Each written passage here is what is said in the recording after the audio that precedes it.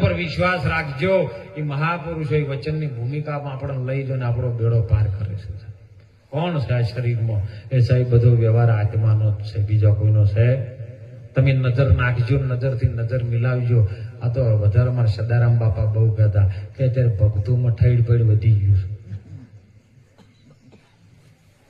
જો તમે ગુરુ મહારાજે બધું તન ગાઈડ નાખી તો નોમ તો તનનું પાડેલું હતું ને.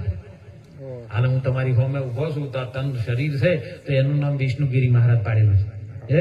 પણ એ તો શરીરનું છે, તો મારું નામ ચો એ તો નામ તો બાદ કરી નાખે છે. અરે ઠાકોર હતા એ ગયા, શરીર જતું રહ્યું, ઠાકોર ગયા. અરે પટેલ ગયા, દરબાર ગયા, બધા ગયા. શરીર જતું રહ્યું એટલે બધા ગયા. અને જો એ જ્યાં પછી પાછું ફેર આવતું હોય તો સમજણમાં આવ્યું નથી. જો કદાચ ગુરુ મહારાજે આપણને સમજણની ભૂમિકામાં લઈ ગયા તો એ ઠાકોર નથી, પટેલ નથી, ઠક્કર નથી, પ્રજાપતિ નથી, પટેલે નથી, દરબારે નથી, રજપૂત નથી, કોઈ સહેજ નહીં બોલો તો તમે જીવતી આધાર કાર્ડમાં નામ કાઢ્યું. બહુ સમજવા જેવી વાત છે. અને એટલે મહાપુરુષો ભૂમિકામાં લઈ જાવ. ત્યાં નાતી નથી, જાતિ નથી. એ આત્મામાં નથી સાહેબ નાતી કે જાતિ. આ તો બધું દેહ વ્યવહાર વળગે છે.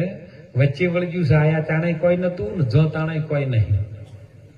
આયા તાણે કોઈ નામ નતું, બાળક જન્મ્યું હતું, બાબો કે બેબી જન્મી હતી. દીકરી તરીકે આવી હોય તો કદાચ દીકરી, અને દીકરા તરીકે દીકરો આવ્યો હતો. પણ એમાં કોઈ નાતી જાતિ કોઈ એવું નતું કીધું કે તો ઠાકોર જન્મ્યા ભાઈ. બાબો જન્મ્યો તમારે ઘેર. અને બાબો પછી આ તો તમે જેવો જન્મ્યો ને કારણ કે 9 માસે જો વેદના વેઠી હતી માએ. જયારે બાપ આપણા બાપા અને માનું જયારે સમાગમ થયું સાહેબ દેહ વ્યવહારમાં, અને એની અંદરથી 1-5 વર્ષે આપણા દાદા મેકરણ બોલ્યા છે.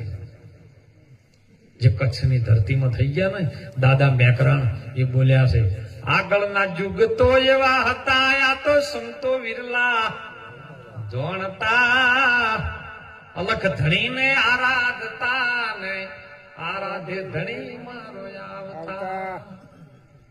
એ 5 વર્ષે પુત્ર જન્મતા અને 25 પારણા બોધતા, 100 વર્ષે જેના સગપણ થાતા અને 1000 પરણાવતા. 5 વર્ષે આ સુધી કોઈનો જન્મ 5 વર્ષે નહીં થયો. 9 મહિને જ થાય. 9 મહિના પૂરા થાય એટલે 10મા મહિનામાં થાય પાછો. 9 મહિને નહીં, 10મામાં. ત્યારે આપણે સદગુરુ ચરણે જઈએ ને તો એ આપણો જન્મ બીજો છે ને એ 10મામાં થાય છે.